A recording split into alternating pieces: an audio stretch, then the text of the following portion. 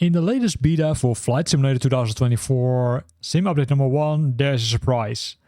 Let's roll the intro and then let's look at the surprise.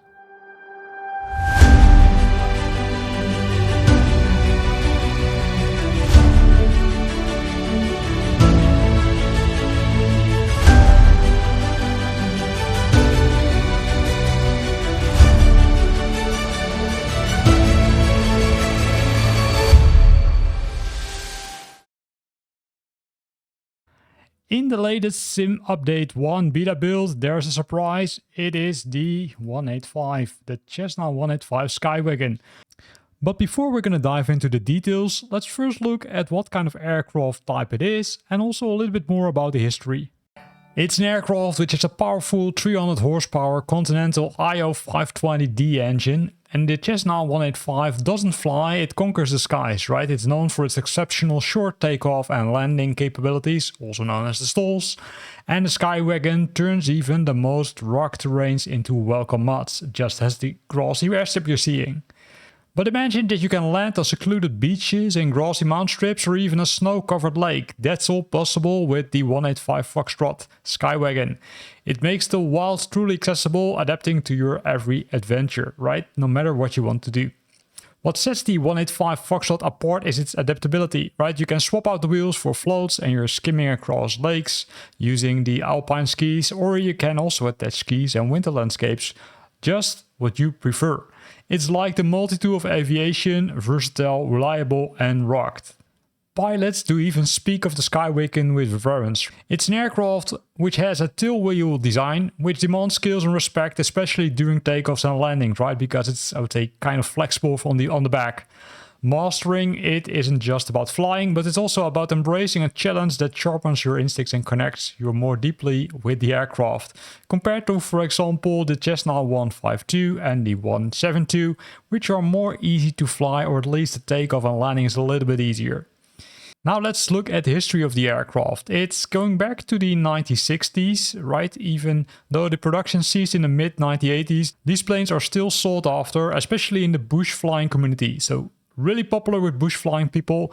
Those are loving these kind of aircrafts because it simply can transport everything, right? From supplies to remote areas to serving as aerial ambulances in challenging terrains.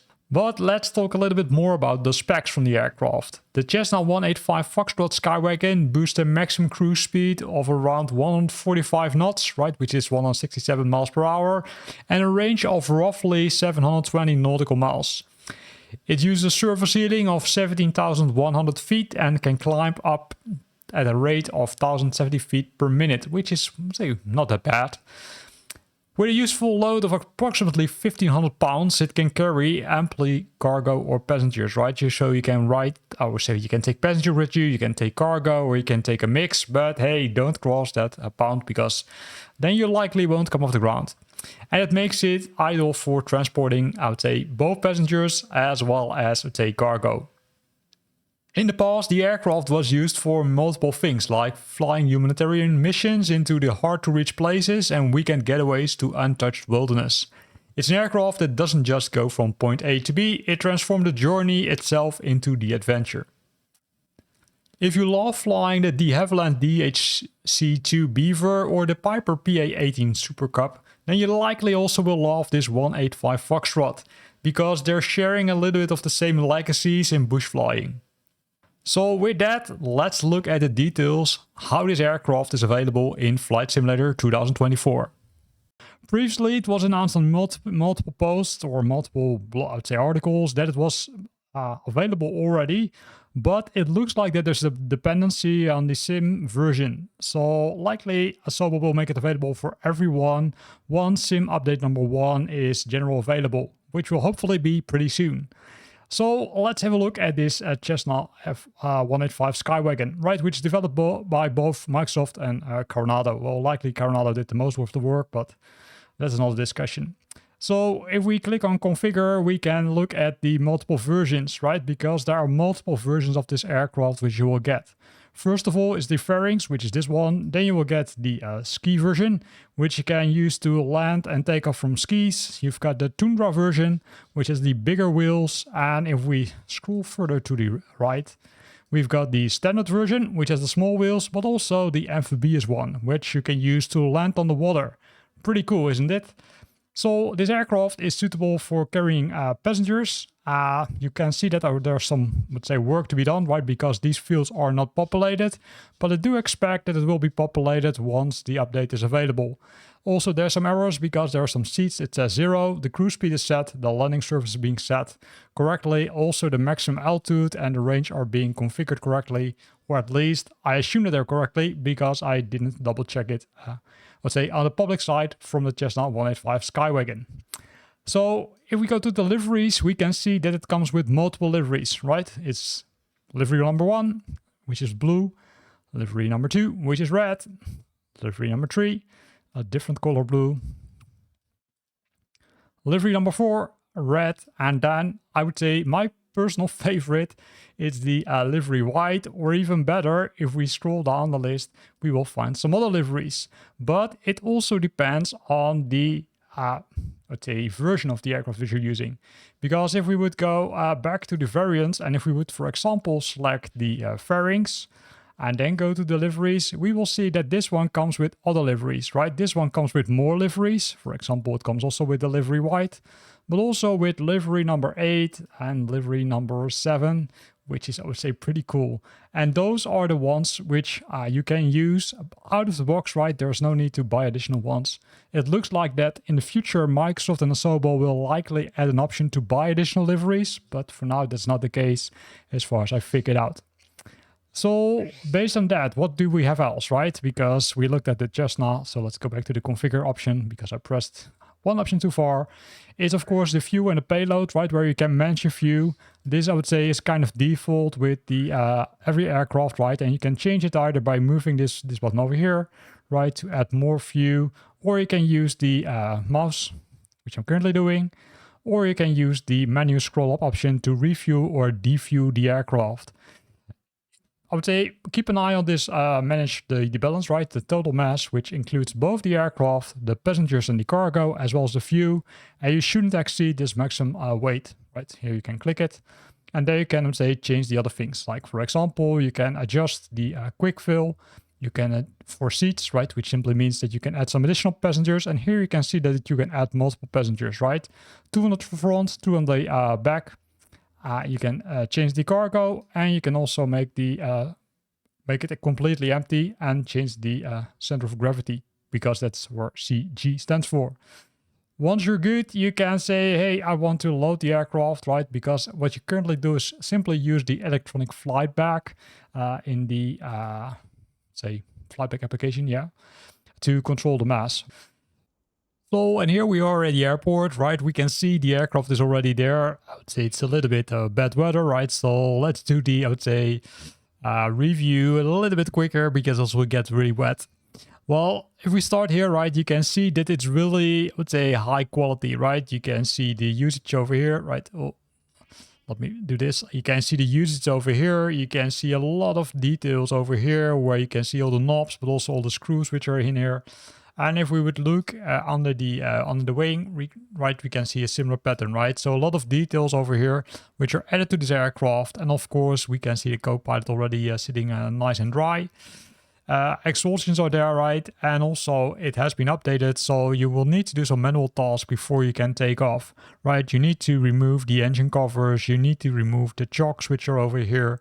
And if we would move further, we can likely see some other things which we need to remove. Although I'm not 100% sure because I never did fly this one. Here it is, right? The PDOT cover is there, and that's really nice. And if we look at here, right, we can see it's Skywagon 185. It has also the ability to interact with the elevators, right? You can simply, let's say, try them out before flying, right? That's the recommended practice. Make sure that everything works as expected.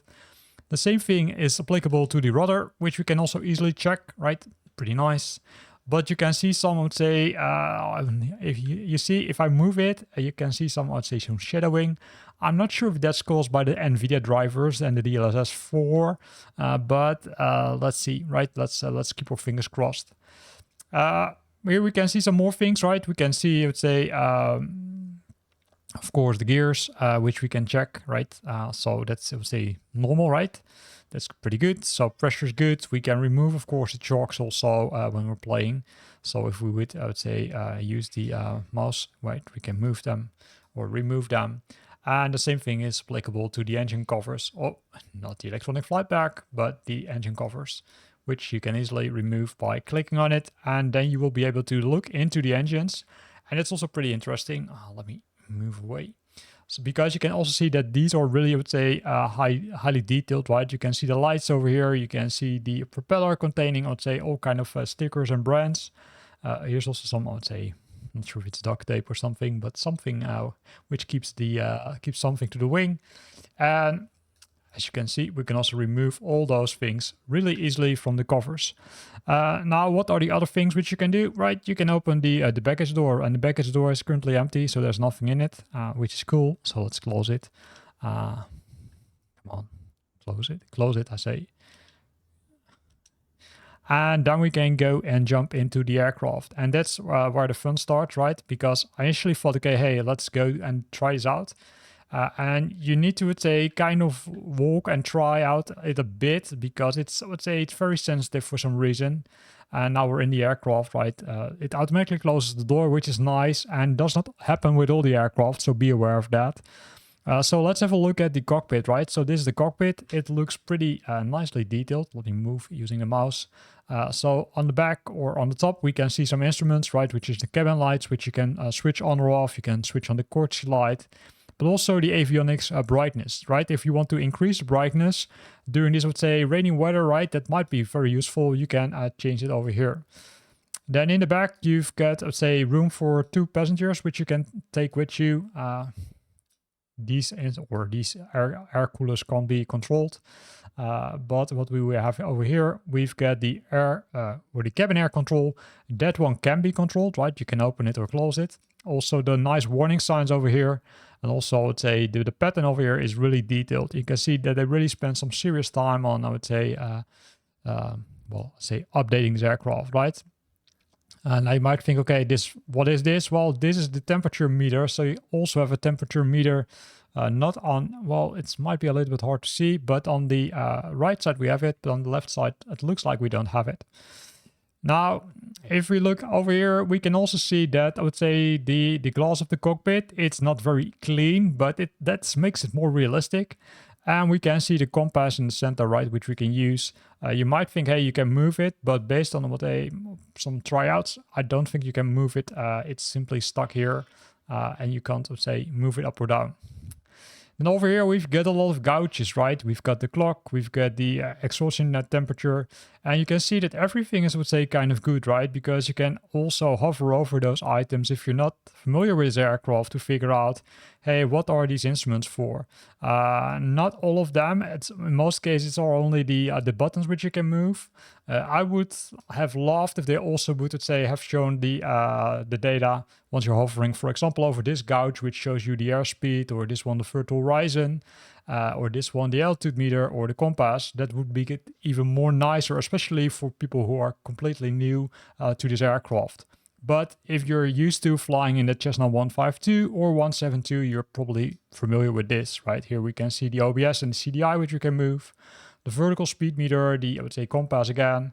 Then the turn coordinator. And here we can see the man pressure and the fuel flow also, as well as the RPMs. Now, if we would hide the yoke, which you can easily do by clicking on it, you can see the electronic systems, right? You can see the head temperature, the amperes, the oil temperature, and the oil pressure. And then there's a nice sign over here, which might be a little bit hard to see, but that's containing the max power, right? Let me try to zoom in a bit. So here we go. Right here you can see the max power settings and fuel flow. So takeoff is man only, 2850 RPMs max, continuous power 2700 RPM, fuel flow at full throttle, and then there's some information over here. I do expect that the manual from this aircraft, which will likely be released at a later stage, will be available from the Asobo download site from the flightsimulator.com website. Then over here, we've got the primer buttons, the electronic systems like the battery, the fuel pumps over here, and then of course the magneto to switch on the engine, the avionics masters, and the other cool systems. All of them are working, right, except this oil dilute button. I'm not sure if they will add it at a later stage, but all the other ones, you can see that you can interact with them, which is pretty cool. These are the, I would say, powers or the plugs, but those are not working at all, right? So you can't interact with them. However, this alternate air one you can interact with. Of course, we've got the parking brake over here and the pedals, right, to steer the aircraft. So if we look to the center, we can see the trim wheel, right, which contains a lot of things. The tail wheel, it also can be, I would say, moved around, right? So currently it's in unlock mode, but you can also lock it. So if it's in this position, it's locked. If it's in this position, it's unlocked. And that could be pretty interesting. And you might want to have a look at the manual, which will likely be somewhere, again, on the download side, but maybe also on a checklist, there's a remark about that. Now we've got the flaps. Normally you would expect the flaps to be, let's say, a turn wheel, which you can turn around, but that's in this case not the case. Here you can also see that they spend some serious time on, I would say, guiding you. Also here you can see some text on it, although it's a little bit hard to read, right? Takeoff, landing, and then how much notch you need to set it to make sure that you're using it correctly. Then over here we've got the engine cowl flaps. Those are the flaps on the front side of the engine. It's currently set to fully open, but you can also, let's say, close them, right? You can change that. And that's, I would say, something which will change the, let me go outside the aircraft and then show it. How are we going? Here we go. So this is the aircraft, right? The cowl flaps are normally the flaps here, if I'm correct, or let me point out, or over here, right? So if we go inside the aircraft again and say, hey, I want to close them, and then go outside again, and then turn around again, and then move away, you can see that now they're gone, right? So they're over here. So you can control this and take a look at the manual on how you should use these in your favor. So by default, they're open, but you can change it as I mentioned. Then we've got the rudder trim, right? The rudder trim, you can see that there's a nice white dot over here, although it might be a little bit small. So let me zoom in again. So there's a small white dot over here, which you can move, which you can see the position from. So this is in the center, right? And you can change it, which is cool. And also if you turned on the tips, you can see the degrees also. Then on the center, we've got a lot of things like, let's say, all the navigation systems, but also the radio systems over here. We've got the Garmin GNS 430, that's the default one, as well as some older systems, which you can still use, of course, also including transponder. And then over here are the instruments to, let's say, kind of manage the engine, right? Simply the throttle, the engine propeller, as well as the mixture, which can be adjusted. This all, if you set up your joysticks for the Cessna 172, you likely can reuse it for this aircraft. Likely. I didn't try it yet, but likely you will be able to do that. Then if we move around, we can see that there's an ELT over here, and other than that, there's nothing more besides a lot of buttons which are hidden on the co-pilot side, right? So let me hide the yoke over here, right? And then you can see that here are the cabin heat pull on and the cabin air, where if you pull it, right, then they will be on. If you push it, it will be off, as well as the pedals STOL, but this one is not, I would say, you can't use it. But I would say pretty interesting aircraft, right? So a lot of details, as you can see. So let's see how well the checklist is, because it's always a question. So the checklist, if you can find it, right, you likely will find it over here in the electronic flight bag. And here you will see a lot of information about the flight performance, seeing things like the mass and the balance, the environments, which you can change if you want it.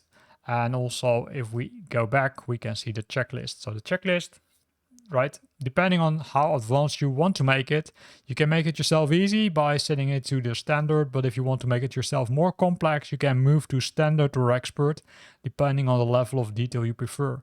So if you switch normally between those items, you will see that they will increase.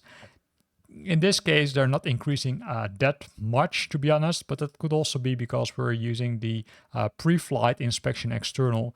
Likely, if you would move to a different, let's say, flight stage, they will become more complex, right? So if you press reset all, you will change that.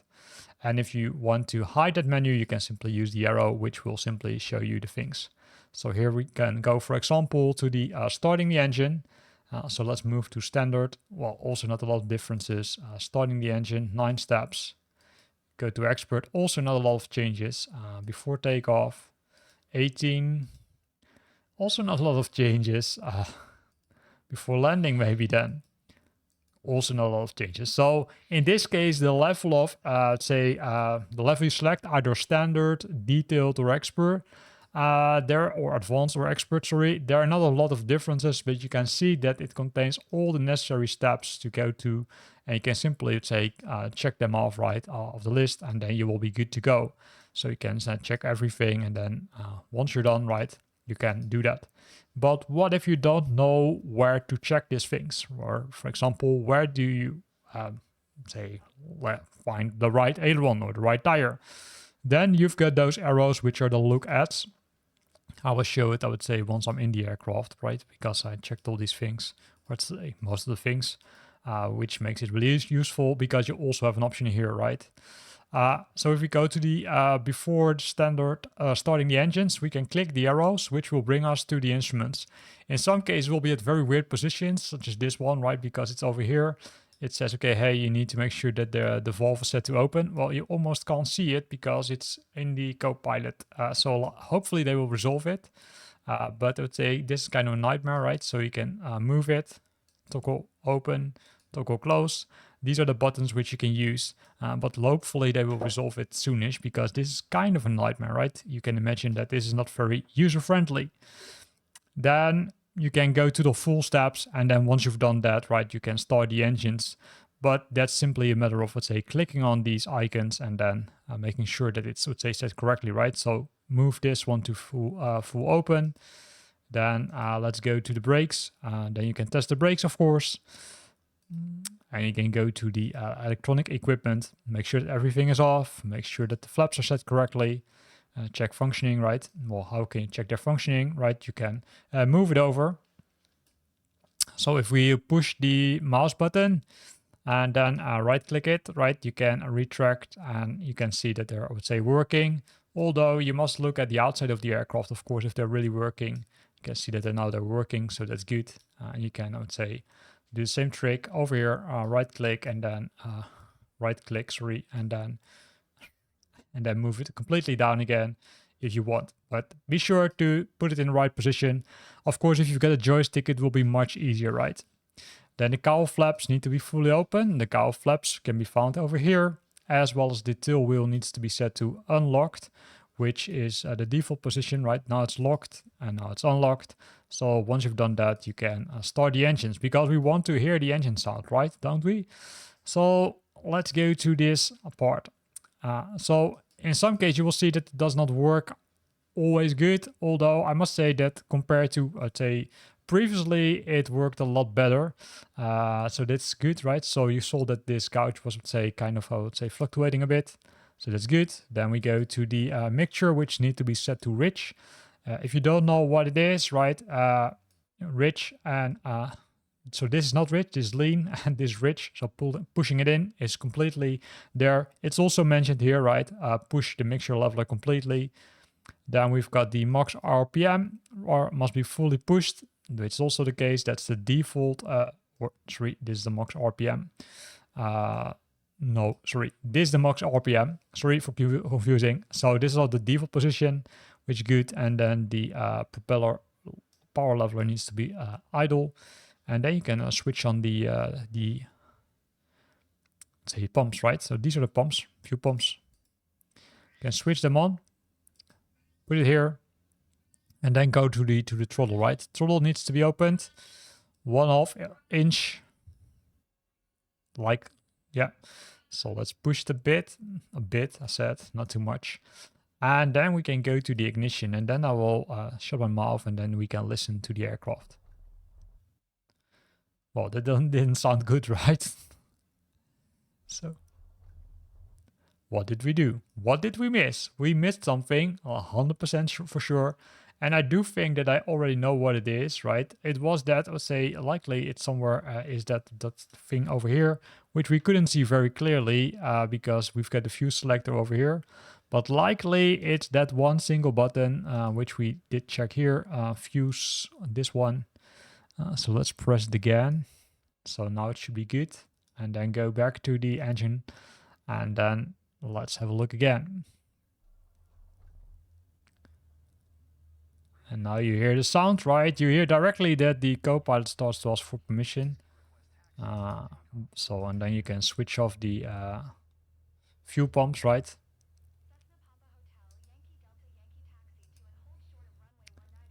So that's the case. And then you can simply follow the checklist, right? So check the fuel pressure, which you can find over here, right? So if it's in the green area, then it's good. Also keep an eye on the oil temperature.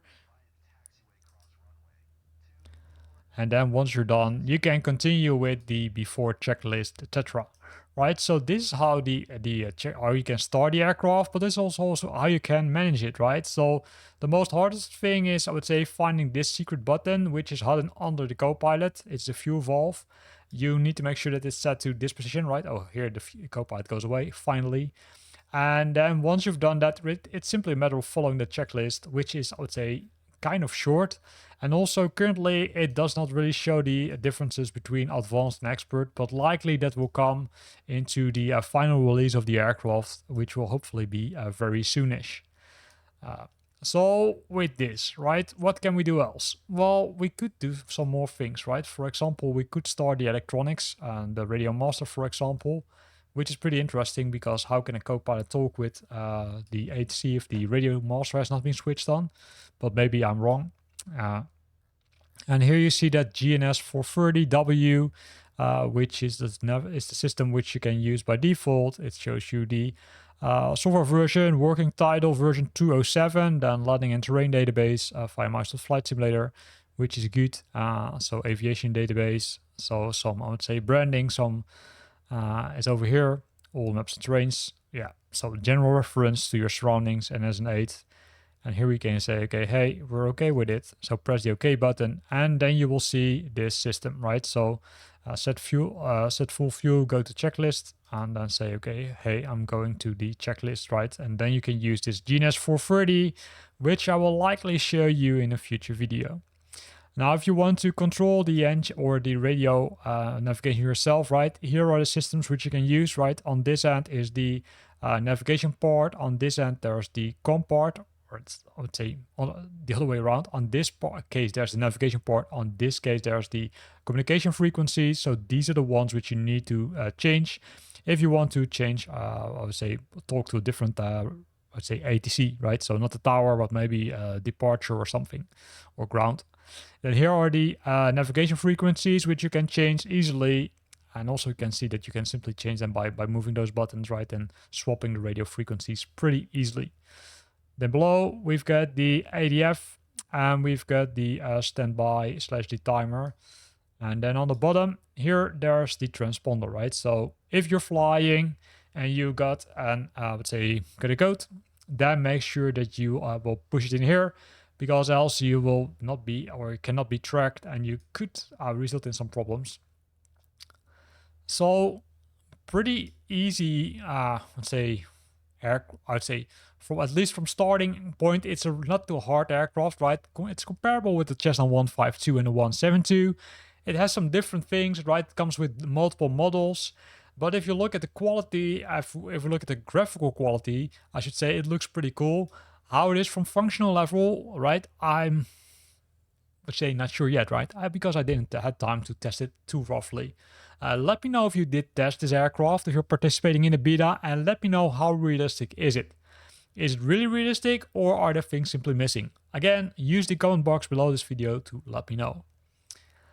And that's also where we're going to end this video, right? In this video, we watched at this nice aircraft. It's the 185 Cessna.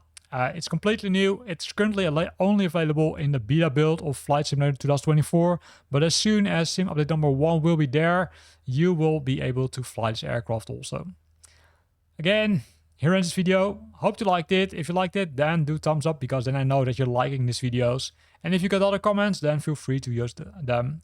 Use the comment box below this video, I should say. So thanks for watching, and hope to see you back next time.